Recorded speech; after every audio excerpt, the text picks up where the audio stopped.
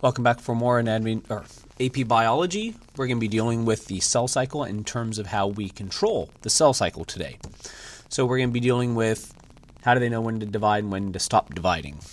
And it's not something that the College Board particularly hammers on, but they've asked questions about it. I presented you data before that we know that if we take cytoplasm from two different cells at different points of its cell cycle, that we get weirdo results. We can see an increase in chromatin, or we can see the cell start to divide. So clearly there's something going on inside of these cells that are telling it what to do and what not to do. One of the things that they started to notice is with this cyclin compound, this protein thing that moved up and down, so hence this blue line here that oscillates or cycles, that it wouldn't work by itself. There was another protein, another substance inside of the cell that was necessary in order to make the cyclin work. And what they noticed is if you remove the cyclin, we wouldn't get mitosis, but if they remove this other compound, you also wouldn't get mitosis. And eventually they realized that the two need to be put together. The combination of the two, the cyclin and this other protein, was known as MPF, the mitosis promoting factor, which was something that was hypothesized to exist before we knew about cyclin. So they knew that there was something saying, hey, let's do mitosis, and eventually they found it. Cyclin is a protein that oscillates, and it's needed in order to activate something referred to as CDK, or the cyclin-dependent kinase. Cyclin-dependent, it needs cyclin. Kinase is a type of substance called an enzyme. Enzymes are catalysts, which are used to speed up chemical reactions, more or less. What kinases do in particular is they add phosphates onto other proteins or into other substances. Hence, up on the screen it says phosphorylation. That means add a phosphate. What does that do? We'll deal with that later. They started looking more and more, and what they started to also realize is there wasn't one cyclin, but there were multiple cyclins. And if you have multiple cyclins, one of the things that we could start to talk about is we probably have points where we can control the cell cycle because we have all of these things that control the cell cycle. Therefore, there must be controls to the cell cycle. In particular, there are 3 points of control, or what we would call checkpoints. One of them is in G1 to make sure, do you really want to go into replicating the chromatin, go into S phase? There's a checkpoint in S2, meaning are you really sure you want to divide? And then there's a checkpoint in M phase during mitosis, asking are you really sure you want to divide the chromatids? And if all 3 of those are always a go, the cell will keep on dividing.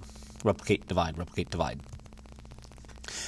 If for some odd reason we had to invoke some of those checkpoints, especially the ones later on, the answers are typically the same for the cell, and that is apoptosis or cell suicide, programmed cell death.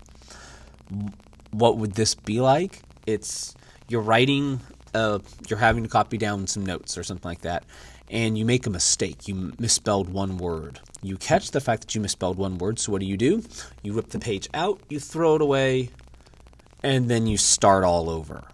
That's what the cell does. It doesn't attempt to correct the mistake. It realizes, there's a mistake, delete, try again. So it's actually a very strange phenomenon, but it's needed actually quite often, and the cells actually in the body actually make use of apoptosis quite often. So what if it doesn't stop? Well, if we have these checkpoints that say stop, but we don't end up using them because they're broken, what you can run the risk of is having mistakes, mutations that keep building up, and we can continually get more and more mistakes built up, more and more mutations built up. Some of them might be beneficial, but some of them might not be beneficial. We don't know. So if we turn out to have a cell that is building up all of these mutations, you run the risk of it not stopping its reproduction. We call that, of course, cancer.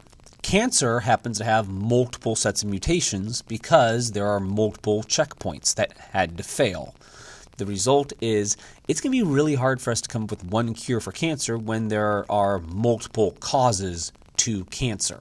And you could have one tumor inside of the body that potentially could be made out of 2 or 3 different sets of mutations, meaning one clump had some things go wrong, but another one had another set of things go wrong, and the result is one cancer is actually 2 cancers, and it becomes far more complicated than we probably ever want.